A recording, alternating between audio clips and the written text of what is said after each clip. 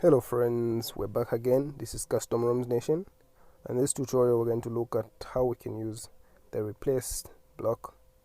A number of you don't actually use the replace block, but it's one of the most useful blocks that you need to learn how to use in Sketchware. So to get down with this, just open your Sketchware, and we're going to explore a number of use cases where we can utilize the replace block.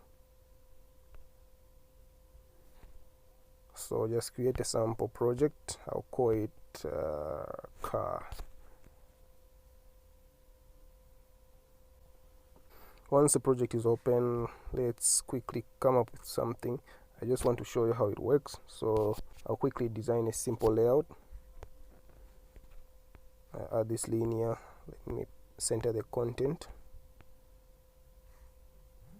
Then I'll put my text view there. On the text view, let's write Custom ROMs Nation. Custom ROMs Nation, like that. Save it, and let's just increase the text size to something like 25. Now let's go to 30. Okay, we've got our text there saying Custom ROMs Nation. So let me now show you how to use the replace block. In on create or anywhere else you'd like to use a replace block and you want to replace some characters, you can simply use a replace block. Here we're going to set the new text on the same text view. Then go to operator blocks. This is where we find the replace block. Where are you? Okay, replace block is there. So we're going to put it here because we are setting the replace text on the same text view. We're going to get the text view content. Hope you understand what is happening here. We are setting the new text on the same text view. So it means we are going to get the content from the same text view. So in Custom ROMs Nation, let us replace Nation with nothing. In short, we're going to erase Nation. Here this is empty, so that's more like nothing. With that simple logic, let's run this and see what we get. Install your simple project and open it. So there we go.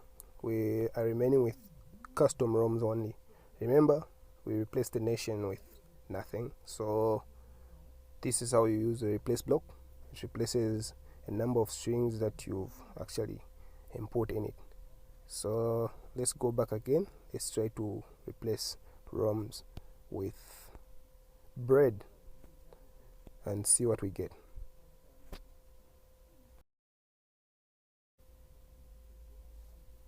So we can use another replace block.